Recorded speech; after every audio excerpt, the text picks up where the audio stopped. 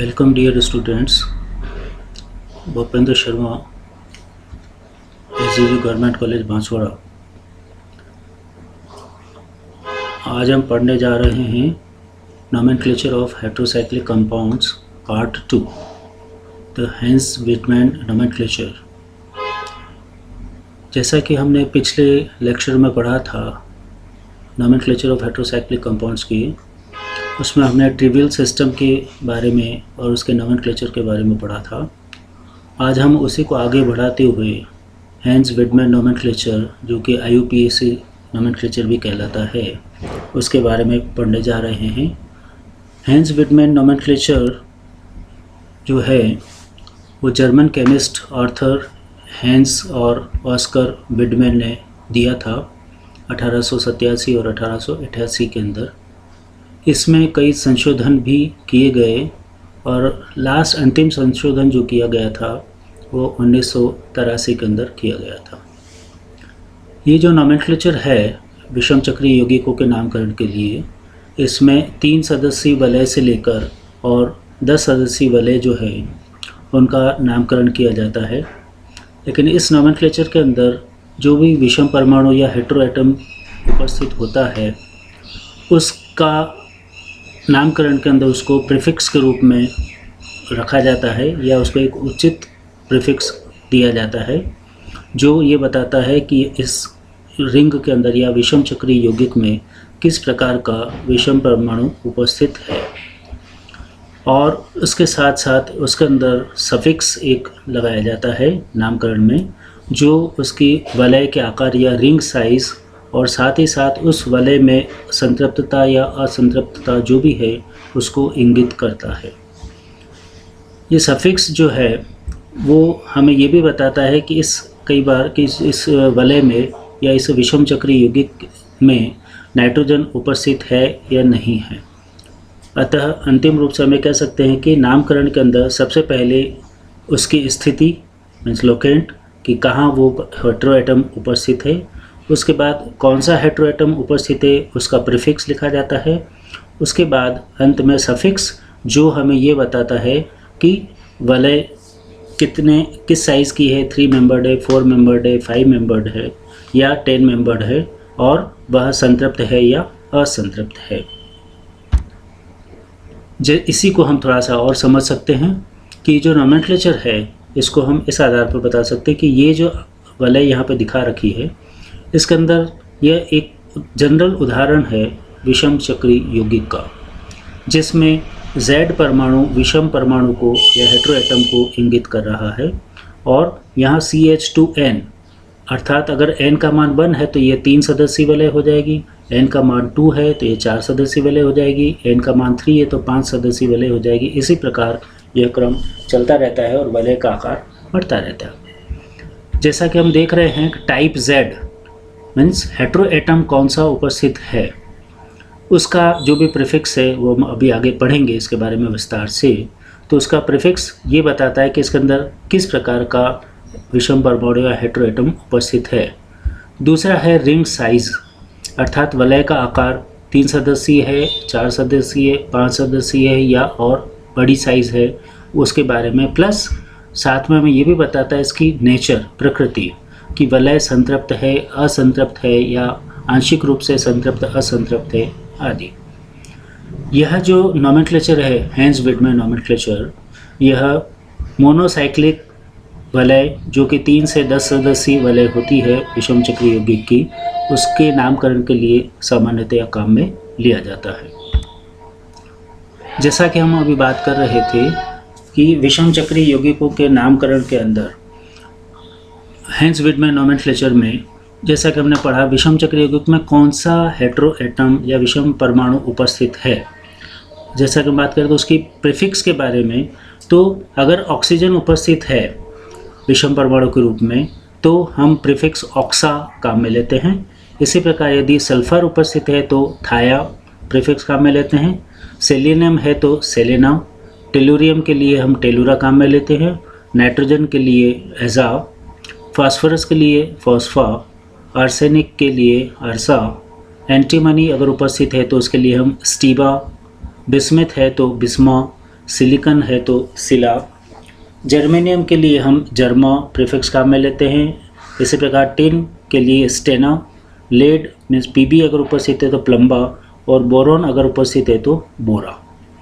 यह जो प्रीफिक्स हैं यह विभिन्न हेटेरोएटम जो भी हो सकते हैं उनके नामकरण के लिए यहाँ पे हमने लिख रखे हैं।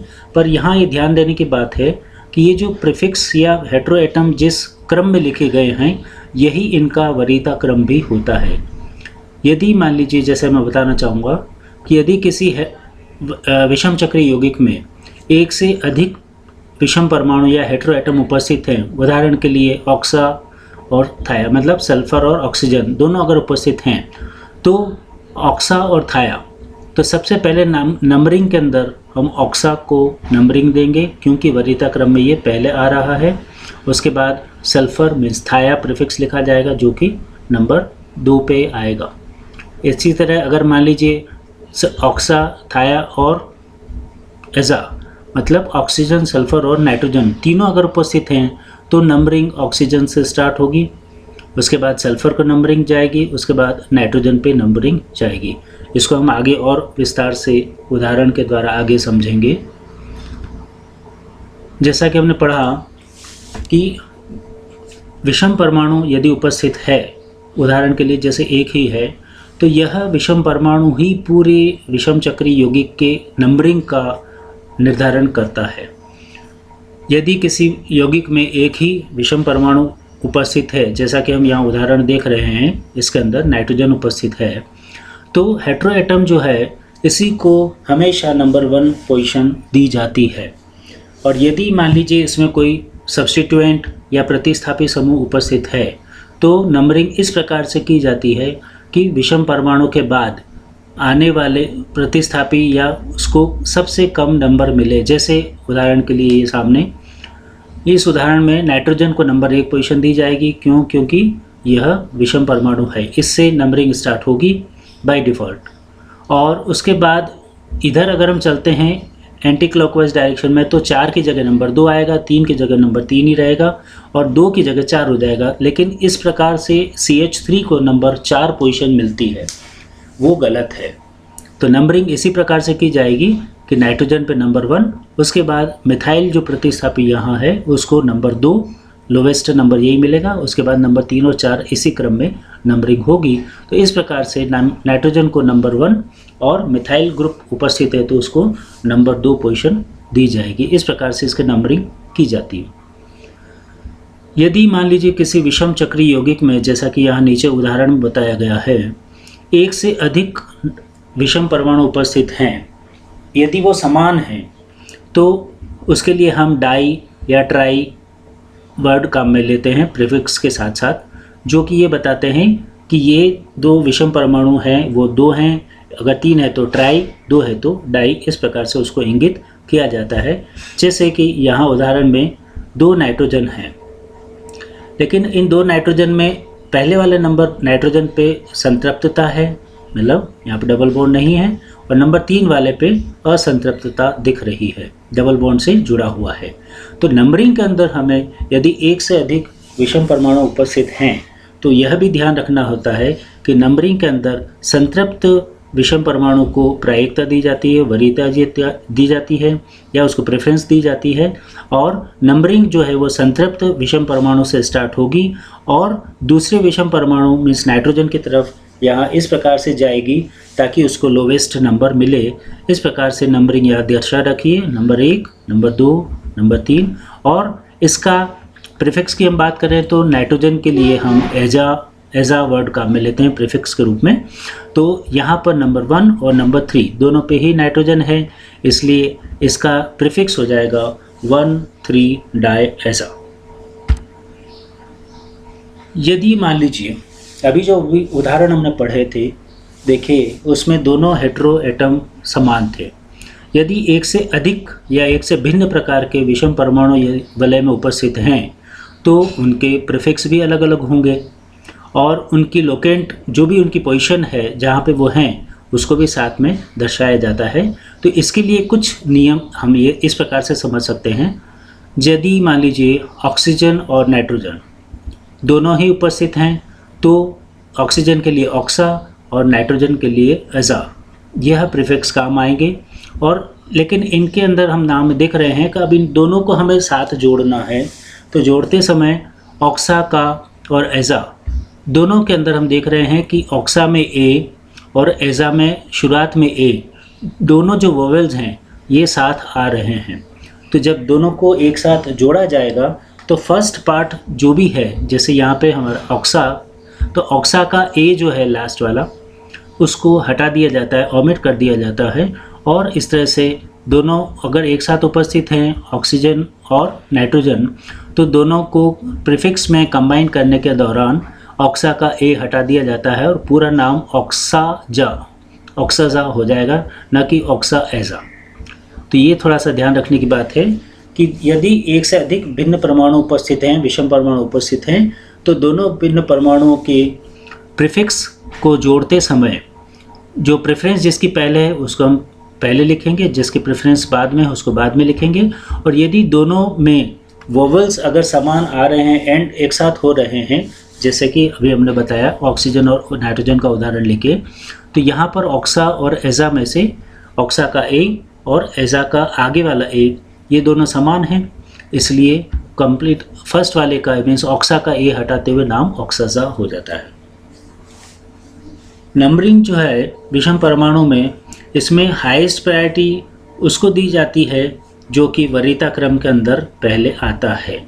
जैसे हम दूसरा उदाहरण यहाँ देख रहे हैं, इसके अंदर सल्फर और नाइट्रोजन यह दो विषम परमाणु उपस्थित हैं। तो सल्फर को वरीयता क्रम के हिसाब से पहले रखा जाता है नंबरिंग में, तो ये नंबर 1 हो जाएगा। और उसके बाद नंबरिंग हम इस प्रकार से करते हैं कि दूसरे विषम परमाणु को कम से कम संख्या वाला नंबर मिले, तो इस तरह स्मॉलेस्ट पॉसिबल नंबर उसको मिले।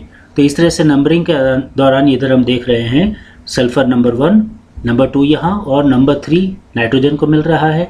लेकिन इसमें जैसा कि अभी हमने पहले पढ़ा था कि अगर कोई प्रतिस्थापी समूह है तो उसको वरीयता दी जाती है, लेकिन वो तब था जब एक ही विषम परमाणु उपस्थित था।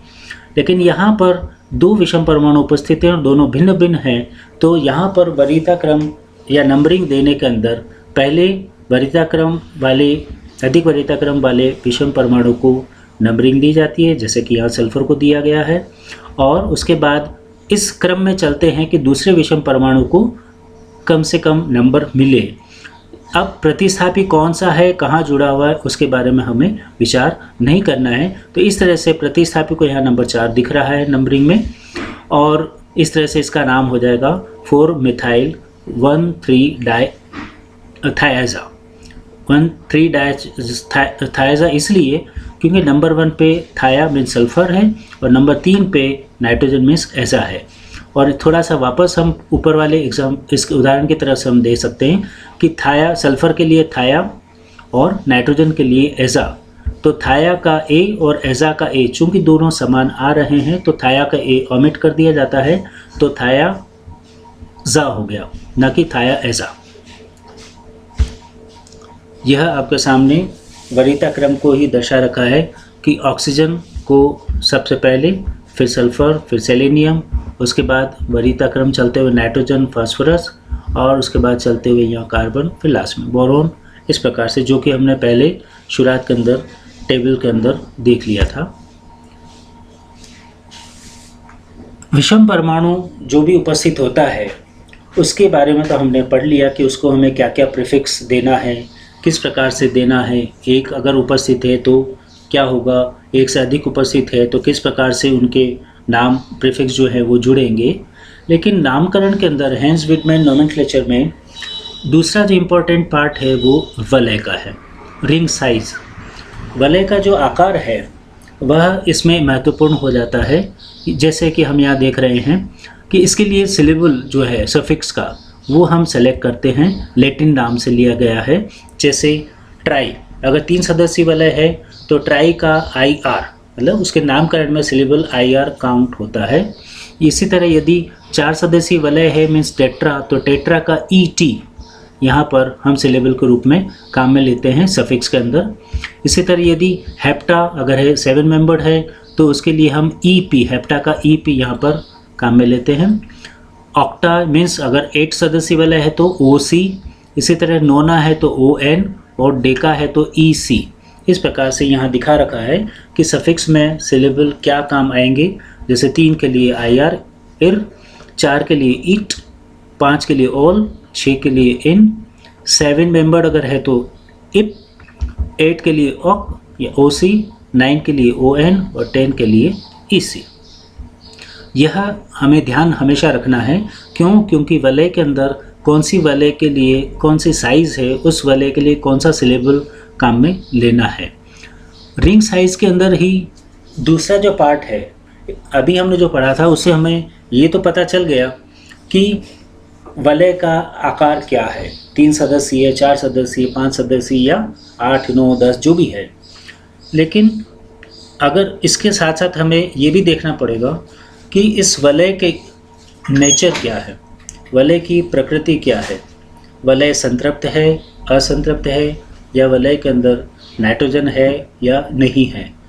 इसके लिए जो एंडिंग है सफिक्स की वो हमें यहाँ पर समझने के लिए महत्वपूर्ण हो जाता है। क्यों? क्योंकि सफिक्स का जो एंडिंग है वो हमें वलय के डिग्री ऑफ अनसेचुरेशन के बारे में बताता है कि वलय के अंदर असंतृप्तता है या नहीं है, क्या उसकी प्रकृति है। तो जो स्टेम काम में लिया जाता है वलय की असंतृप्तता को दिखाने के लिए, वो यहाँ पूरी आपके सामने टेबल में दर्शाई गई है।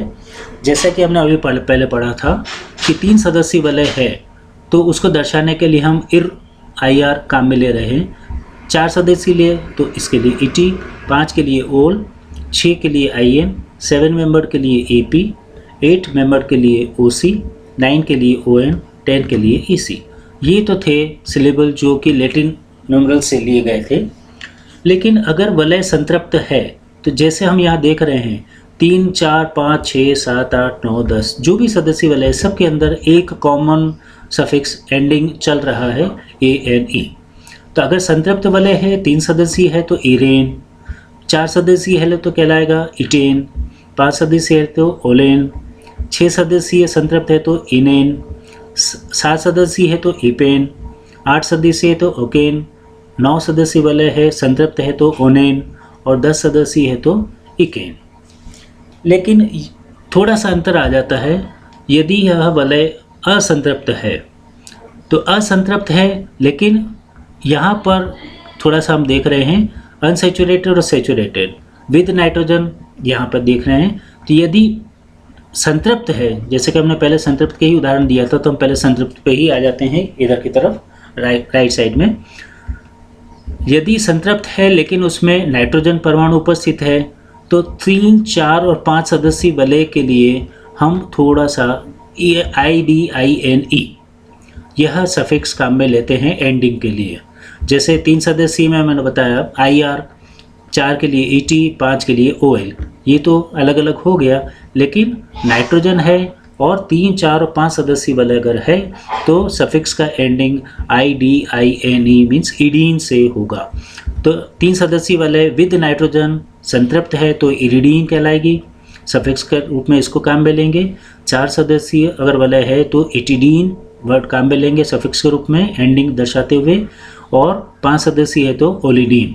तो ये जो यदि IDINE ये अगर लगता है लास्ट में तो ये बताता है कि वलय में नाइट्रोजन भी है और वह संतृप्त भी है। अंतर किससे पता पड़ता है? IR, ET, OL जो हमें ये बताती है कि यह 3 सदस्यीय है, 4 सदस्यीय है या 5 सदस्यीय वलय। अब हम आते हैं असंतृप्त वलय के अंदर।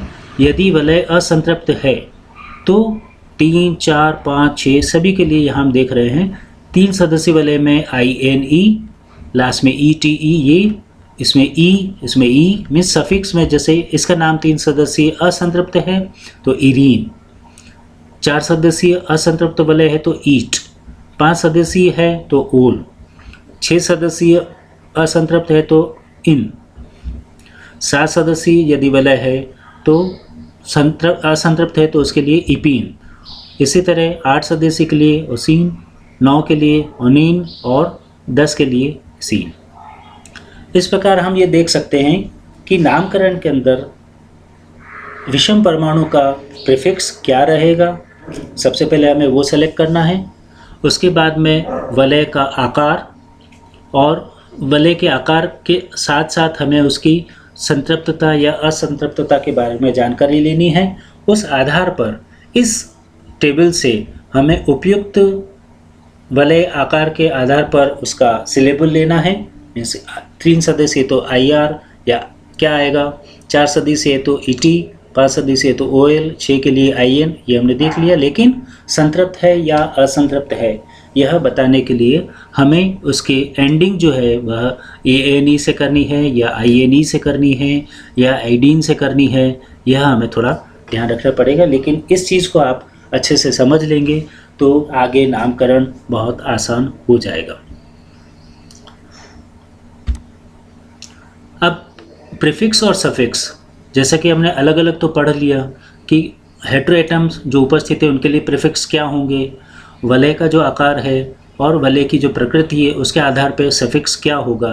लेकिन यहाँ पर फिर वापस वही एक बात आ जाती है कि अब पहले तो हमने प्रीफिक्स को जोड़ा था, अब प्रीफिक्स और सफिक्स को जब हम नामकरण में एक साथ जोड़ते हैं तो यहाँ पे भी हमें वही चीज़ ध्यान रखनी है कि प्रीफिक्स और सफिक्स के अंदर यदि फर्स्ट वोवेल मीन्स अगर दोनों के समान आ रहे हैं तो हमें उसके अंदर भी थोड़ा सा ध्यान रखना है कि दोनों साथ नहीं आए, एक को हमें इसमें ड्रॉप करना पड़ेगा। तो नियम वही रहेगा, अर्थात प्रीफिक्स का लास्ट का जो भी वोवेल है उसको हम ड्रॉप कर देंगे और सफिक्स का फर्स्ट लेटर वोवेल जो है उसको हम रहने देंगे। जैसा कि हमने पढ़ा था, each suffix consist of a ring root size root and ending intended to designate the degree of unsaturation in the ring.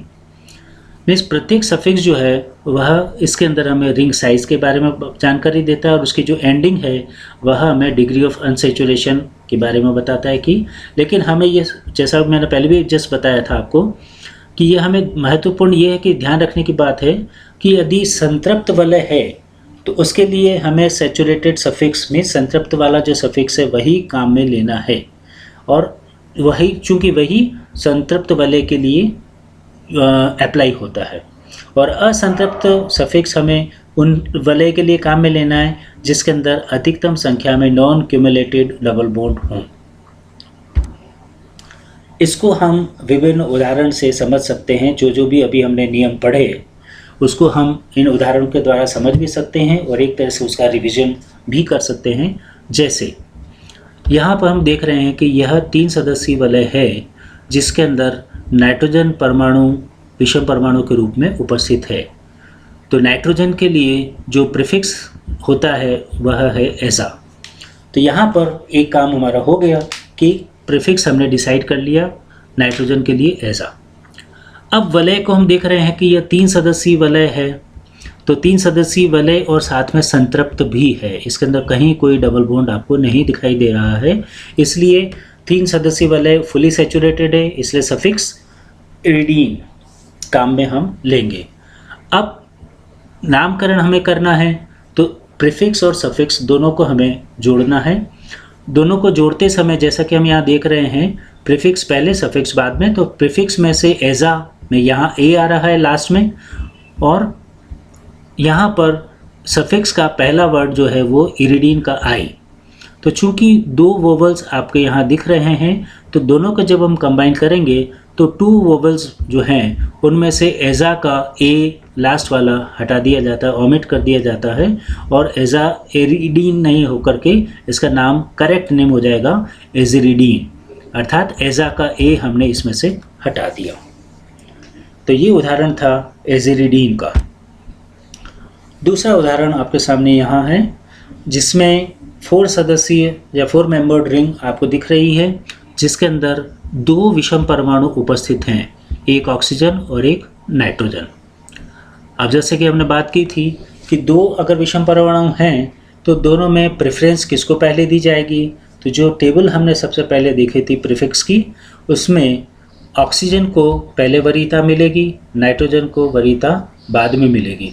तीसरे से नंबरिंग जो स्टार्ट होगी वो ऑक्सीजन से स्टार्ट होगी और उसके बाद नंबरिंग इस तरह से चलेगी कि दूसरे विषम परमाणु को कम से कम नंबर मिले, अर्थात नंबर 1 ऑक्सीजन तो नंबर 2 पे नाइट्रोजन आ जाएगा।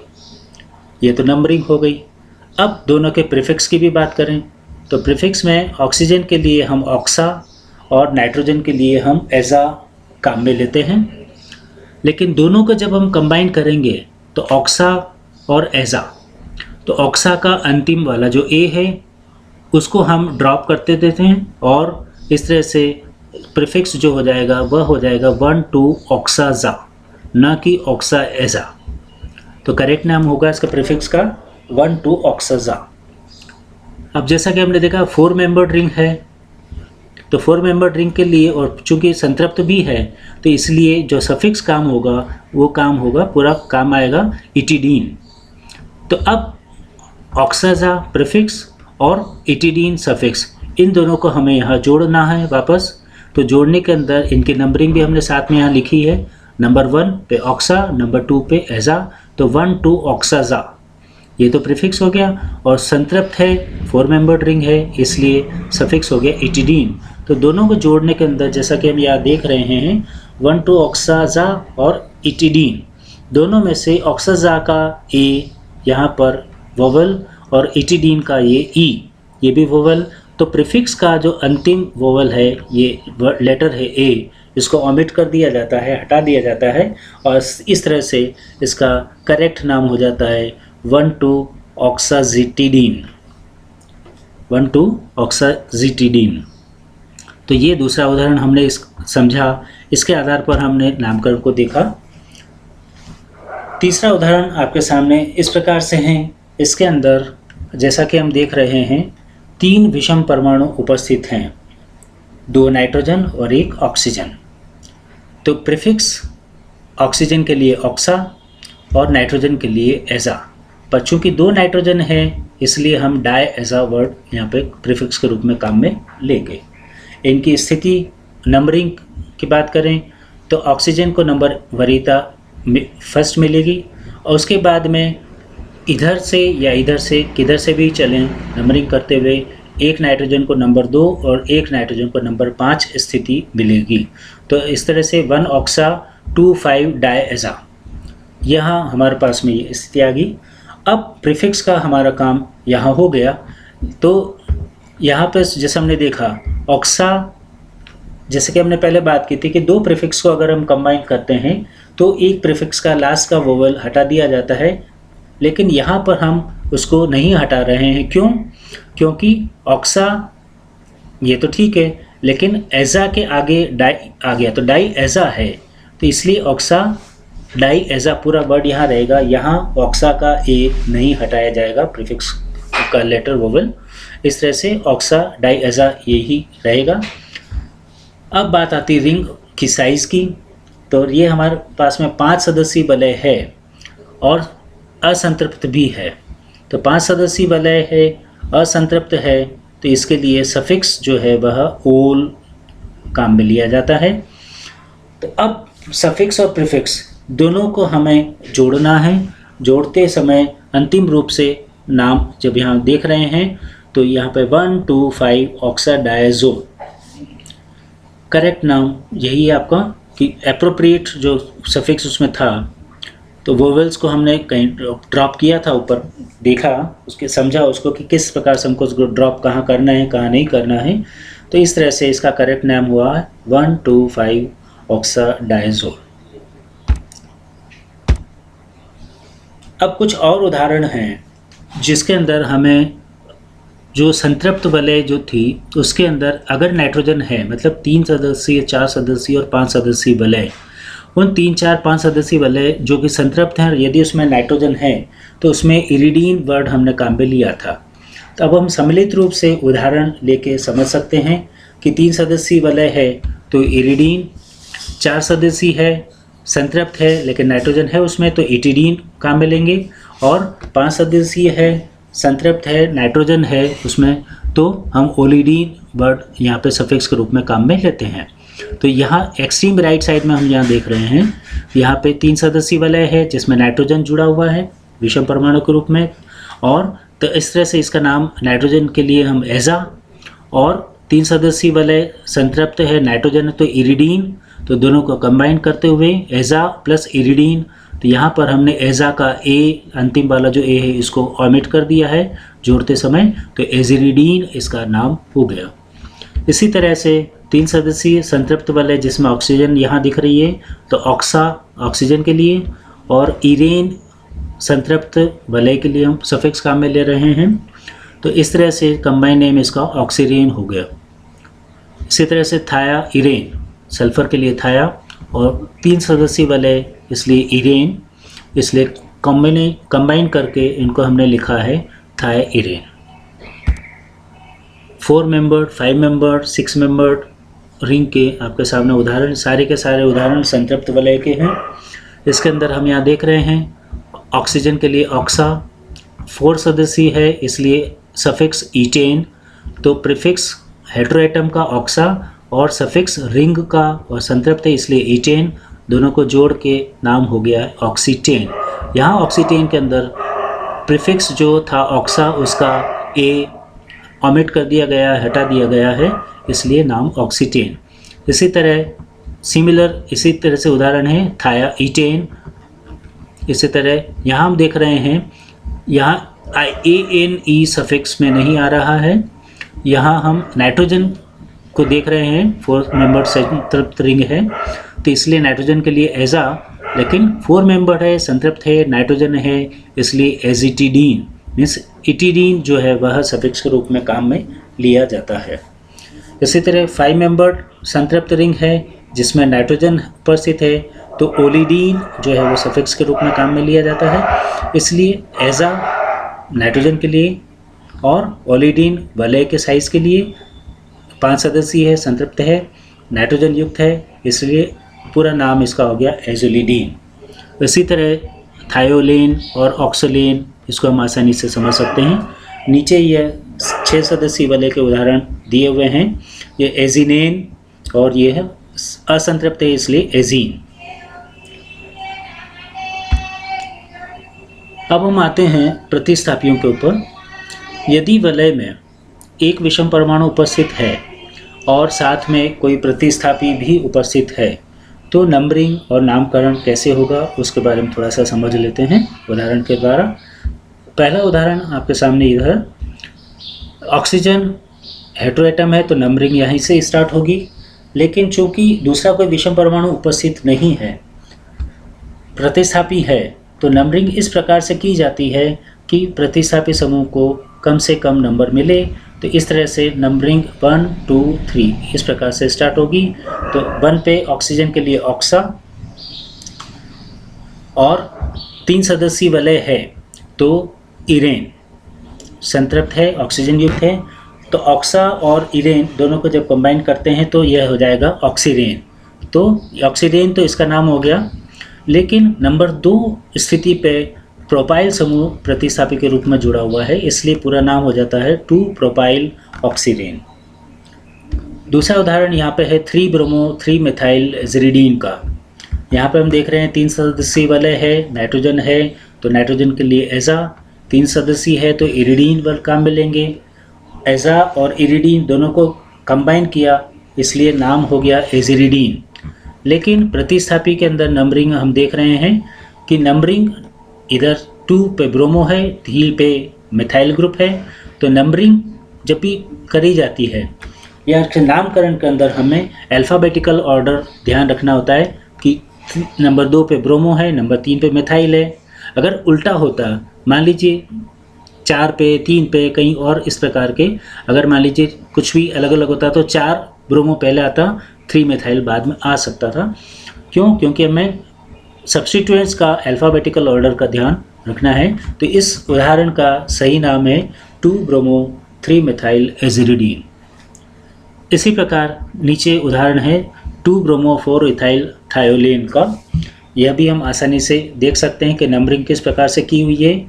नंबर 2 पे ब्रोमो है, नंबर 4 पे इथाइल ग्रुप जुड़ा हुआ है, इसलिए इसका नाम 2 ब्रोमो 4 इथाइल थायोलेन। थायोलेन इसलिए कि सल्फर है तो इसके लिए थाया, 5 मेंबर्ड है इसके लिए ओल, और संतृप्त है इसलिए ANE, तो थायोलेन, इसलिए पूरा नाम हो गया 2 ब्रोमो 4 इथाइल थायोलेन। अब एक अलग केस आता है कि अगर मान लीजिए विषम चक्रीय यौगिक में या वलय में ना तो वो पूर्ण रूप से संतृप्त है, ना पूर्ण रूप से वो असंतृप्त है, अर्थात आंशिक रूप से संतृप्त या असंतृप्त है, तो अर्थात उसके अंदर किसी परमाणु पर या किसी वलय के किसी परमाणु पर हाइड्रोजन होता है जो कि संतृप्तता को दर्शाता है। तो इस प्रकार उसको हम कह सकते हैं कि इस वलय में जो एक्स्ट्रा हाइड्रोजन है उस एक्स्ट्रा हाइड्रोजन को किस प्रकार से नामकरण के अंदर इंगित किया जाए।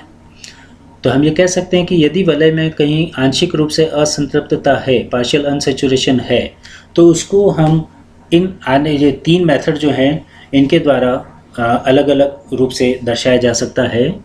पहला मेथड जो है उसके अंदर यहाँ सामने आपको उदाहरण भी दिए हुए हैं।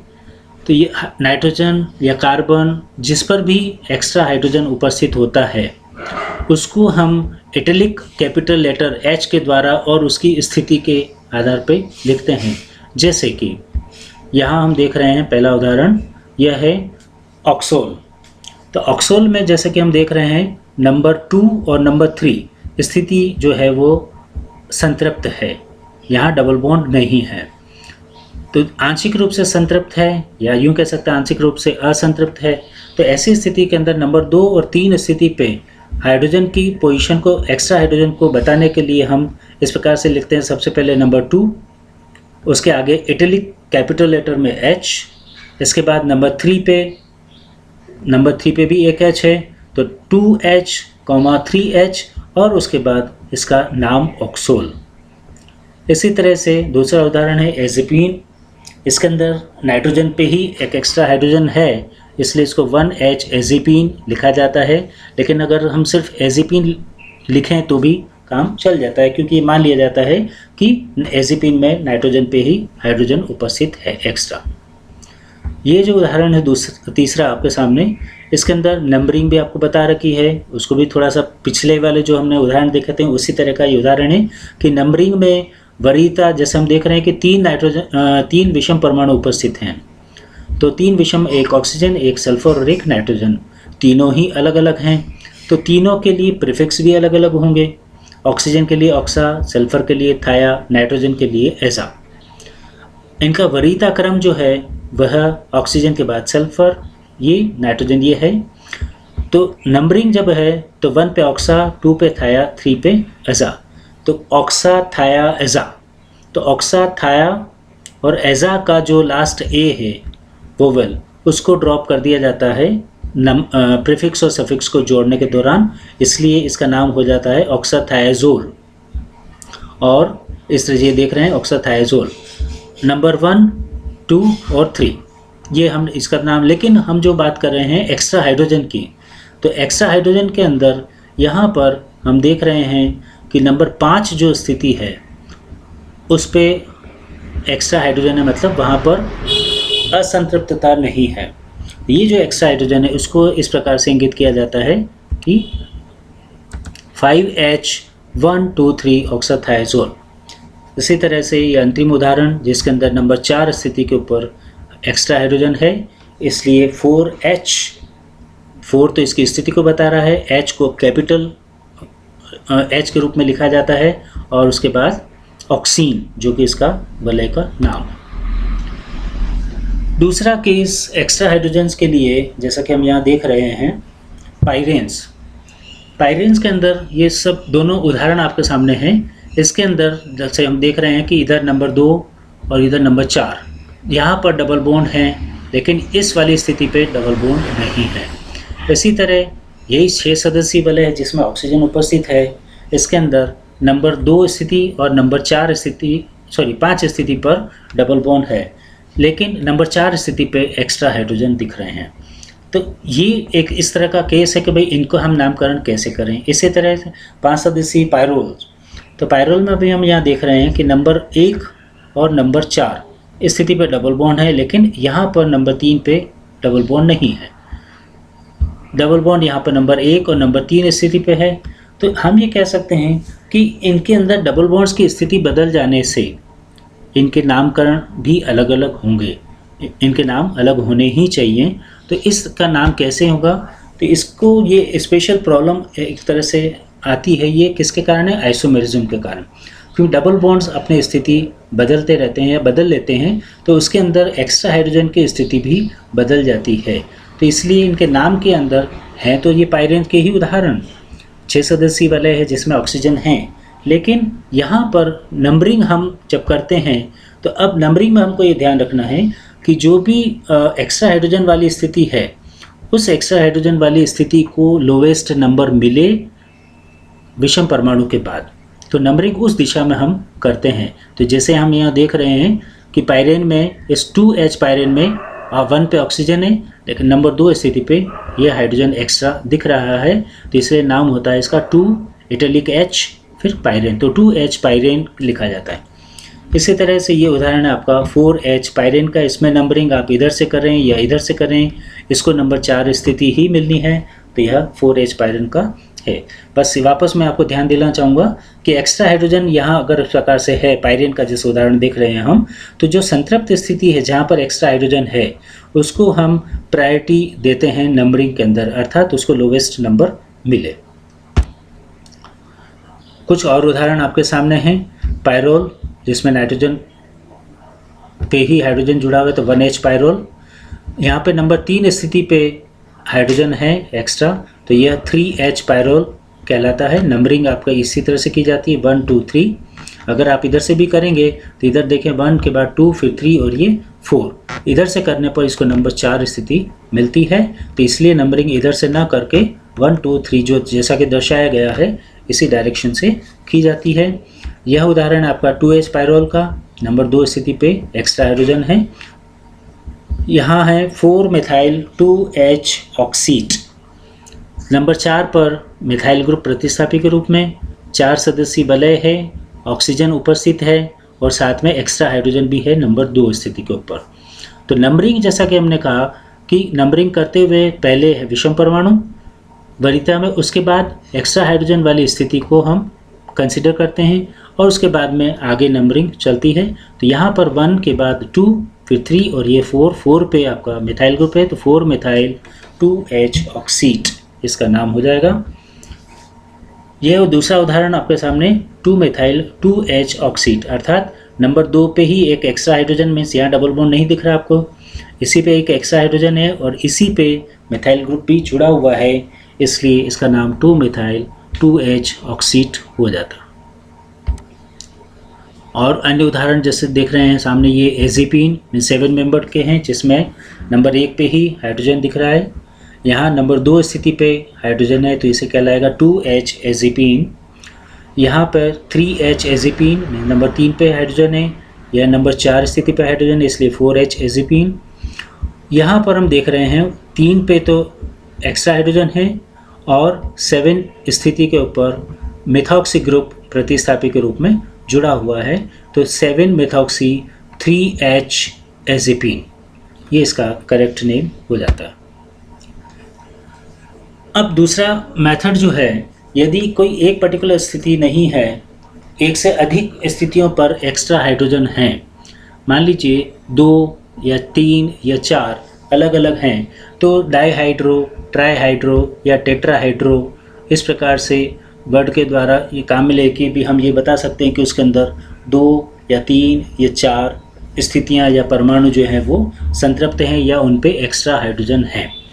अब नामकरण के अंदर डाईहाइड्रो या ट्राईहाइड्रो या टेट्राहाइड्रो यह वर्ड और उसकी स्थिति लिखने के बाद उस वलय का नाम जो भी होता है वह IUPAC नेम के हिसाब से उसको लिख दिया जाता है। जैसे कि यहाँ हम देख रहे हैं ये 6 सदस्यीय वलय है जो कि पार्शियल रूप से असंतृप्त है।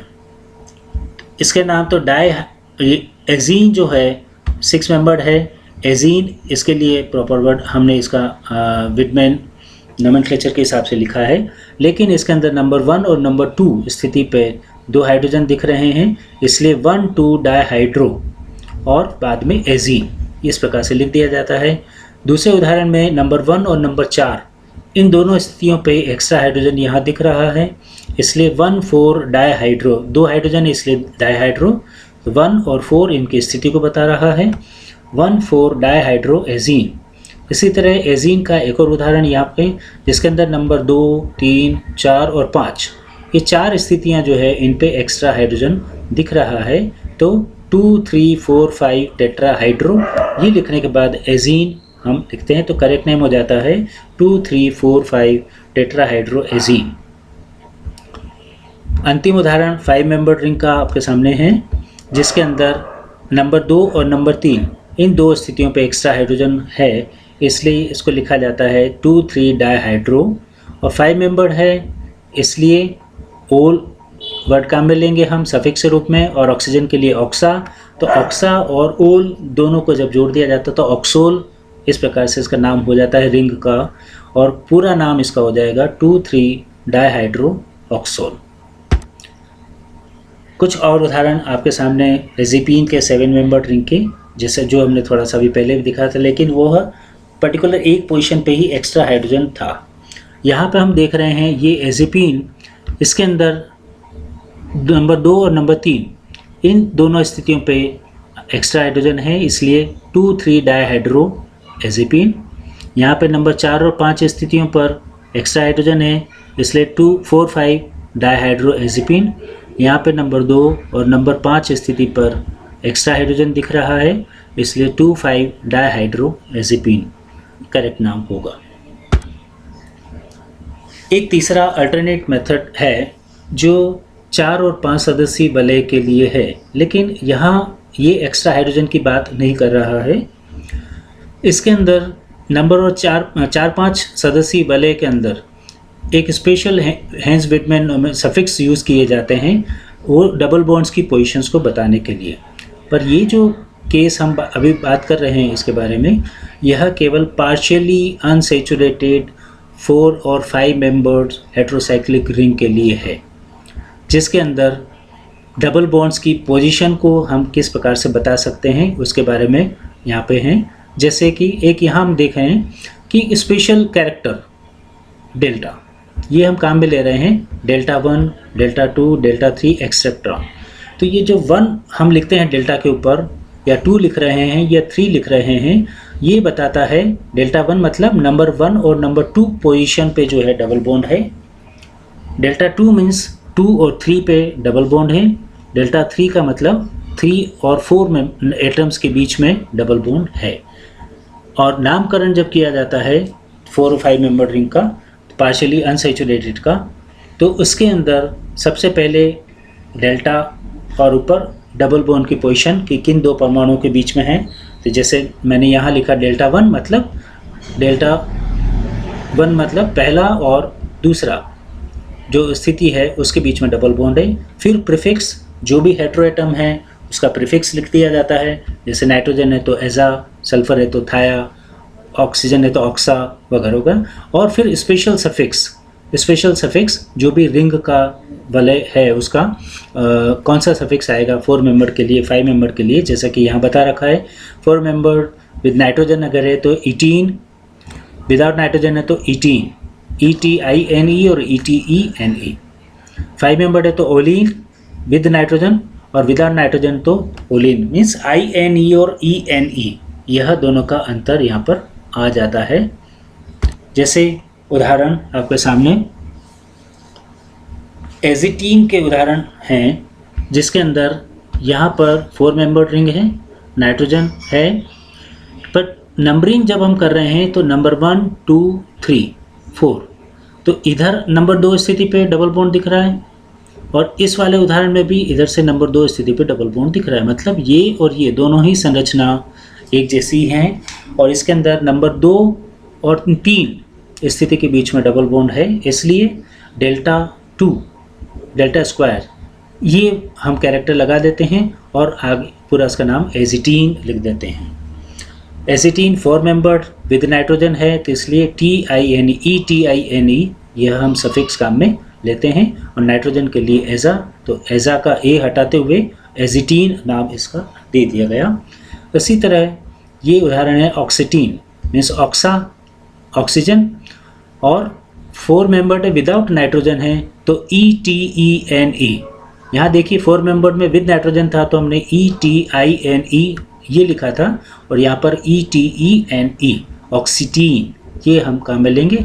और डेल्टा 2 मीन्स नंबर 2 और नंबर 3 पोजीशन के ऊपर डबल बॉन्ड है। यहाँ पर तो हम देख रहे हैं डेल्टा 3 हमने काम में लिया है, तो डेल्टा 3 मीन्स नंबर 3 और नंबर 4 इन स्थितियों पर डबल बॉन्ड है। तो ये जो नामकरण अभी हम देख रहे हैं, यह नामकरण 4 सदस्यीय और 5 सदस्यीय वलय जिसमें पार्शियल असंतृप्तता होती है, उसके अंदर डबल बॉन्ड्स की स्थिति को बताने के लिए डेल्टा 1, डेल्टा 2, डेल्टा 3 इस प्रकार से नामकरण काम में लेते हैं। ये उदाहरण आपके सामने ऑक्सीलीन का, और नीचे दिया हुआ है 1,3-थाइएज़ोलीन। 1,3 जैसे कि इसको हम डिस्कस करते हैं कि न सल्फ़र भी है, नाइट्रोजन भी है।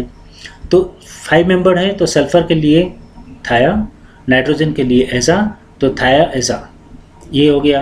लेकिन 5 मेंबर है विद नाइट्रोजन है तो ओलीन, LINE ये हम देख रहे हैं। तो ओलीन ये वर्ड यहाँ पे काम में लिया गया है, सफिक्स के रूप में स्पेशल सफिक्स दिया गया था। ये आपके सामने उदाहरण है 1,3-डायज़ोलीन का, जिसके अंदर नंबर 1 और नंबर 3 दोनों स्थिति पर नाइट्रोजन है, और लेकिन नंबर 2 और नंबर 3 स्थिति के बीच में डबल बॉन्ड है, इसलिए डेल्टा 2 लिखा गया। एक से अधिक हाइड्रोजन हेटेरोएटम उपस्थित होते हैं तो किस प्रकार से उनका नामकरण किया जाता है, जैसा कि हम थोड़ा सा पहले भी इसको डिस्कस कर चुके हैं। ये उदाहरण आपके सामने है, जैसा कि यहाँ देख रहे हैं 1, 2, 3 नाइट्रोजन परमाणु उपस्थित हैं और इनकी स्थिति है 1, 3 और 5। तो 1, 3, 5 ट्राइएजीन, अर्थात एक से अधिक समान विषम परमाणु उपस्थित हैं तो हम उसकी संख्या को डाई, ट्राई, टेट्रा इस आधार पे लिखते हैं। ये उदाहरण आपके सामने है ट्राइएज़ोल का, जिसके अंदर 1, 2 और नंबर 4 स्थिति पे 3 नाइट्रोजन उपस्थित हैं।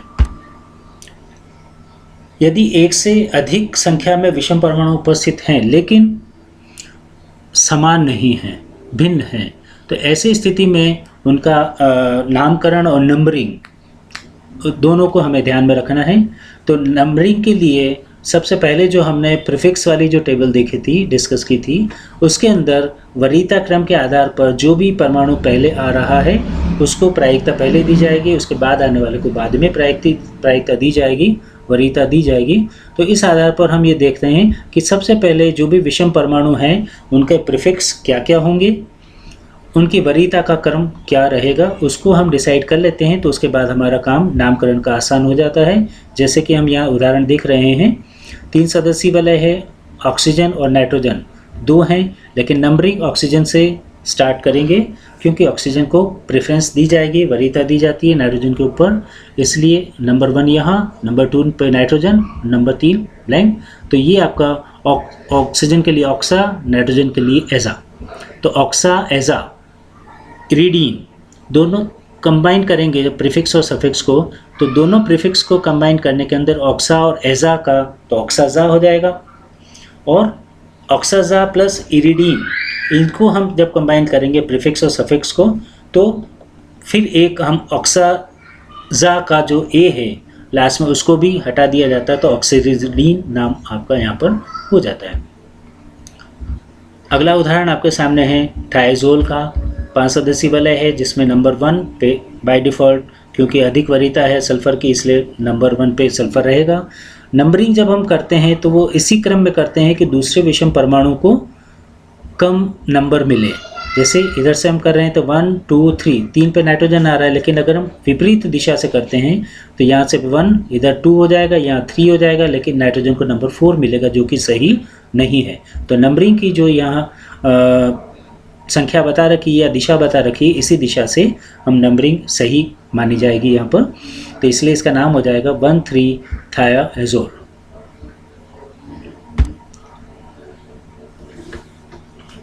अब आपके सामने यह दूसरा उदाहरण है कि अगर मान लीजिए एक से अधिक संख्या में विषम परमाणु है, तो जैसा कि अभी हमने पहले बताया कि नंबरिंग इस प्रकार से की जाती है कि अधिक वरीयता वाले को नंबर फर्स्ट रखेंगे और उसके बाद में नंबरिंग दूसरी विषम परमाणु की दिशा में इस प्रकार से की जाती है कि उस दूसरे विषम परमाणु को कम से कम नंबर मिले। जैसा कि हम यहाँ देख रहे हैं, सल्फ़र को नंबर 1 दिया गया है और उसके बाद में नाइट्रोजन पे नंबर 3 आ रहा है। लेकिन हमें जैसा कि हमने पहले पढ़ा था कि अगर केवल एक ही परमाणु उपस्थित होता, विषम परमाणु उपस्थित होता और एक प्रतिस्थापी होता, तो हम वरीयता या नंबरिंग के अंदर प्रतिस्थापी समूह को वरीयता देते। लेकिन यहाँ पर प्रतिस्थापी भी है नंबर 4 स्थिति पे और विषम परमाणु भी दूसरा उपस्थित है, लेकिन यहाँ नंबरिंग हम प्रतिस्थापी की वरीयता के अनुसार न करके दूसरे विषम परमाणु की कम नंबर मिले इस दिशा में करते हैं। तो अर्थात यहाँ पर नंबर 1 सल्फर से स्टार्ट होके नंबर 3 पे नाइट्रोजन और नंबर 4 पे मिथाइल समूह आ रहा है। तो इसलिए हमें ये ध्यान रखना कि प्रतिस्थापी कोई भी हो, कैसा भी जुड़ा हो, लेकिन यदि एक से अधिक विषम परमाणु है, भिन्न हैं, तो उसके अंदर नंबरिंग के अंदर दूसरे विषम परमाणु की दिशा में चलेंगे और जिसको कम संख्या मिले, मीन्स जो भी प्रतिस्थापी समूह जुड़ा हुआ है उसको क्या नंबर मिलता है हमें उससे मतलब नहीं है, उससे हमें उसको ध्यान नहीं रखना है, केवल दूसरे विषम परमाणु के नंबरिंग का ध्यान रखना है और उसकी अनुसार उसको हो सकता है कि नंबर पहले भी मिल जाए, हो सकता है बाद में भी मिल जाए, उसको ध्यान नहीं रखना है। तो ये उदाहरण आपके सामने है जिसमें इसका सही नाम है 4-मिथाइल 1,3-थायाजोल। कुछ और उदाहरण आपके सामने हैं 1,4,2-डायथाइजीन, जिसके अंदर आपके नंबर 1 और नंबर यहाँ से नंबरिंग की है, नंबर 1 फिर 2 नाइट्रोजन नियरेस्ट है, इसके लिए इसको नंबर 2 आ गया, फिर नंबर 3 और ये नंबर 4। तो 1 और 4 पे तो 2 सल्फर है, तो डाई ऐसा हो गया 1,4 डाई ऐसा डायथाया। नंबर 2 पे है ऐसा, इसलिए 1 जैसा कि नाम देख रहे हैं 1,4, ये दोनों एक साथ आएंगे क्योंकि सल्फर का आप पहले वरीयता दे रहे थे। 1,4 पहले लिखा गया, डाईथाया लिखा गया यहाँ पे, और नंबर 2 पे ऐसा है तो फिर 2 को हमने बाद में लिखा। मीन्स यहाँ पे 1, 2, 4 नहीं लिखेंगे बल्कि 1, 4, 2। तो 1, 4 2 सल्फर के लिए, 2 नाइट्रोजन के लिए, तो डायथायाजीन। इसी प्रकार ये उदाहरण है 1,4 ऑक्सीजन का, जिसमें नंबर 1 पे ऑक्सीजन है और नंबर 4 पे नंबरिंग करते हुए नाइट्रोजन आ रहा है, तो ऐसा यहाँ पे आ रहा है, तो नाम इसका हो गया 1,4 ऑक्सीजन। जैसा कि हम यहाँ देख रहे हैं इस उदाहरण में, यहाँ पे 2 नाइट्रोजन है और 1 ऑक्सीजन है, तो नंबरिंग अधिक वरीयता वाले ऑक्सीजन से स्टार्ट होगी नंबर 1, और उसके बाद इस क्रम में चलेंगे कि दूसरे विषम परमाणु को, भले ये नाइट्रोजन होता या ये नाइट्रोजन होता, उसको कम नंबर मिले। तो यहाँ से इधर जाने पर लेफ्ट साइड में तो नंबर 2 पर नाइट्रोजन आ रहा है, नंबर 3 पे हमको क्लोरीन, नंबर 4 पे दूसरा नाइट्रोजन दिख रहा है। इस तरह से इसका नाम हो जाएगा। सबसे पहले प्रतिस्थापी को हम लिखेंगे कि वो कौन सी पे है, तो 3री स्थिति पे क्लोरो है, क्लोरो। फिर उसके बाद में नंबर 5 स्थिति पे मिथाइल समूह है।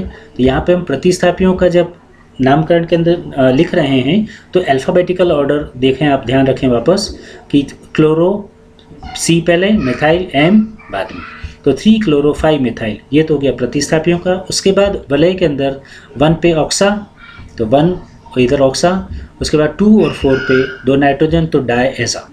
5 मेंबर्ड रिंग है इसलिए अजोल यह, तो इसलिए पूरा नाम हो गया इसका 3-क्लोरो-5-मिथाइल 1,2,4 ऑक्साडाइजोल। एक विषम चक्रीय यौगिकों में अगर केटायन या एनायन या फ्री रेडिकल के रूप में अगर कोई रिंग सिस्टम उपस्थित है, तो उसके नामकरण के अंदर जो सफिक्स हैं वो थोड़े से अलग हो जाते हैं, उनको हमें थोड़ा सा ध्यान रखना है, इस पर विशेष ध्यान देने की ज़रूरत है। जैसे यहाँ हमें एंडिंग अगर है, पेरेंट नेम का सफिक्स मान लीजिए ई पे एंड हो रहा है, तो ई को डिलीट कर दिया जाता है। ये ध्यान रखना है कि जैसे इरिडीन है या इटिडीन है, जो भी है, लास्ट में ई अगर आ रहा है तो उसका जो ई है पेरेंट नेम का, उसका ई हटा दिया जाता है। और रेडिकल जो भी है, तो अगर रेडिकल है या कैटायन है या एनायन है, उसको हमें देखना है। यदि रेडिकल है तो उसके एंडिंग ई को हटा के लास्ट में YL लिख दिया जाता है। यदि कैटायन है तो ई को हटा के IUM लिख दिया जाता है, और यदि एनायन है तो ई को हटा के IDE लिख दिया जाता है। ये जैसे हम नीचे उदाहरण देख रहे हैं, इनसे आप और समझ पाएंगे कि कुछ कॉमन रेडिकल हैं या कुछ एनायन हैं, कैटायन हैं, उनको कुछ यहाँ दर्शाया गया है। जैसे ये है फ्यूरेन 2 वाइल 2 फर्फ्यूरिल, ये इसका कॉमन नेम है, ठीक है। लेकिन यहाँ इसको फ्यूरेन 2 वाइल, तो फ्यूरेन के अंदर लास्ट में ई आता है, तो ई को हटा के YL यहाँ पर लिख दिया जाता है। इसीलिए इसी तरह से थाइन, तो थाइनाइल भी कह सकते हैं, 3 थाइनाइल या 3 वाइल भी लगा दिया जाता है, तो थायोफिन 3 वाइल। इसी तरह ये पिरिडीन सिस्टम है, तो पिरिडीन 2 वाइल, तो मीन्स पिरिडीन के अंदर लास्ट में ये ई हटा के, और लास्ट में हमने पिरिडीन जो था इसके अंदर ई हटा के YL कर दिया और उसकी पोजीशन बता दी कहाँ ग्रुप जुड़ा है। इसी तरह से ये 6 क्विनोलिन और ये 3 आइसोक्विनोलिन का उदाहरण आपके सामने है। अगर कहीं कैटायन है तो ये मिथाइल पिरिडीनियम, जैसे मैंने बताया पिरिडीन के अंदर ई लास्ट में हटा के पेरेंट नेम में IUM लगा दिया गया है, तो ये पिरिडीनियम हो गया। इसी तरह ये पायरोल है, तो पायरोल का ई लास्ट में हटा के IUM, क्यों? क्योंकि कैटायन है, तो धनावेश आपको यहाँ पे दिख रहा है। इसी तरह ये थायोजिलिनियम, क्योंकि नाइट्रोजन पे धनावेश दिख रहा है। इमिडेजोलाइड, अब ये NiN है, तो यहाँ पर ई हटा के लास्ट के अंदर IDE ये है, यहाँ पे लग देते हैं। तो जैसे कि हमने ऊपर देखा कि कैटायन है तो IUM लगा दिया जाएगा, NiN है तो ई हटा के IDE लिख दिया जाएगा। इसी तरह ये जो इमिडेजोली था, तो इमिडेजोलिन के अंदर ई हटा के लास्ट में IDE इमिडेजोलाइड कर दिया, जो बता रहा है कि यह NiN रूप में है। और 1,4 डाइहाइड्रोपिरिडीन, इसके अंदर नाइट्रोजन परिणावेश, इसलिए ई को हटा के यहाँ पे IDE, तो पिरिडीन ये नाम हो गया इसका 1,4 डाइहाइड्रोपिरिडीनलाइड। आज के लिए इतना ही, अगला लेक्चर हम थोड़े दिनों बाद वापस देखेंगे। धन्यवाद।